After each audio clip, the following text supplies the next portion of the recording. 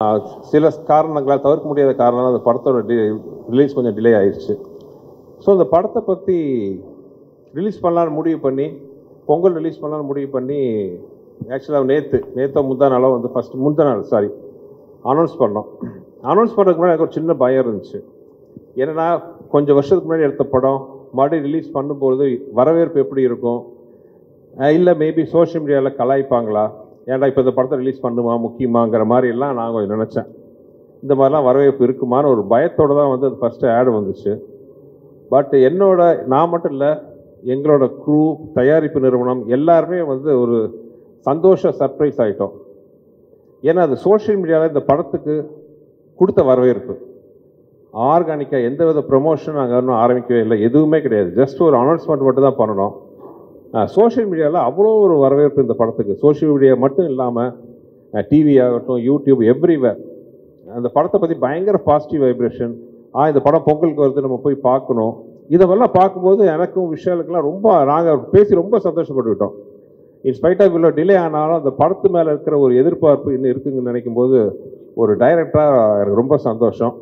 இந்த படத்தை வந்து வாழ்த்தி வரவேற்று ட்வீட் பண்ணின, சோஷியல் மீடியாவில் போட்ட, டிவியில் பகிர்ந்து கொண்ட அனைத்து நண்பர்களுக்கும் என்னோட மனமார்ந்த நன்றி. ஏன்னா இது வந்து எங்களுக்கு ஒரு பெரிய ஒரு கான்ஃபிடன்ஸ் பூஸ்டாக இருந்துச்சு. அது மட்டும் இல்லாமல் படம் இன்னும் ஒரு வாரத்தில் ரிலீஸ் ஆக போகுது. படத்தை பார்த்துட்டு அதே மாதிரி ஒரு நல்ல ஒரு ஒப்பீனியன் கொடுப்பீங்கன்னு நினைக்கிறேன். ஆனால் அதே நிமிஷத்தில் இன்னொரு சொல்லிக்கிறேன், நாங்கள் யாருமே சொல்லாத விஷயத்தெல்லாம் சொல்லலை. இது ஒரு நல்ல ஒரு என்டர்டெய்னர். பொங்கல் மாதிரி ஒரு ஃபெஸ்டிவல் காலத்தில், ஏன்னா அந்த படம் நாங்கள் ஆரம்பித்த போதே பொங்கல் ரிலீஸை மனசில் வச்சு தான் நாங்கள் ஆரம்பித்தோம். அந்த பொங்கலுக்கு மிஸ் ஆனது இந்த பொங்கலுக்கு வருது.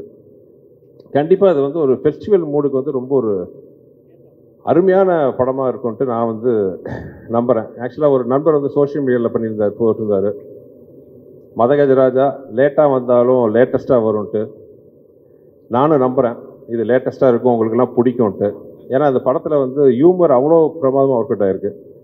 இன்னொரு இந்த படத்தில் எனக்கு ஒரு சென்டிமெண்ட் அட்டாச்மெண்ட் என்னென்னா, என்னோட குருநாதர் மணிவண்ணன் சார் கடைசியாக நடித்த படம் அது. இப்போ வந்து அவர்லாம் நம்ம நடுவில் இல்லைன்னு நம்பவே முடியல என்னால். இன்னும் வந்து அவர் என்ன ஆசீர்வாதம் பண்ணிட்டு இருப்பார்னு நினைக்கிறேன். அதே மாதிரி வந்து எனக்கு வந்து ரொம்ப மரியாதைக்குரிய டைரக்டர் திரு மனோபாலா அவர்கள். மனோபாலா சாரோட இந்த படம் நான் ஒர்க் பண்ணுவோம், ரொம்ப இந்த படத்தை எதிர்பார்த்தார். ஏன்னா அந்த படத்தில் வந்து ஒரு 15-20 நிமிஷம் விஷால், சந்தானம், மனோபாலா சார் வச்சு ஒரு எபிசோடு வரும். நான் ஏற்கனவே சொல்லியிருக்கேன், நான் நிறைய காமெடியெல்லாம் பண்ணியிருக்கேன். ஆனால் நான் பண்ண காமெடியிலேயே வந்து எனக்கு ரொம்ப ஃபேவரட் எதுன்னு கேட்டிங்கன்னா அந்த ஒரு 20 நிமிஷம் எபிசோட். எல்லாருமே வந்து மனசு விட்டு சிரிக்கக்கூடிய, ரசிக்கக்கூடிய மாதிரி அது ஒரு இன்ட்ரெஸ்டிங்கான ஒரு எபிசோடு வரும் இந்த படத்தில்.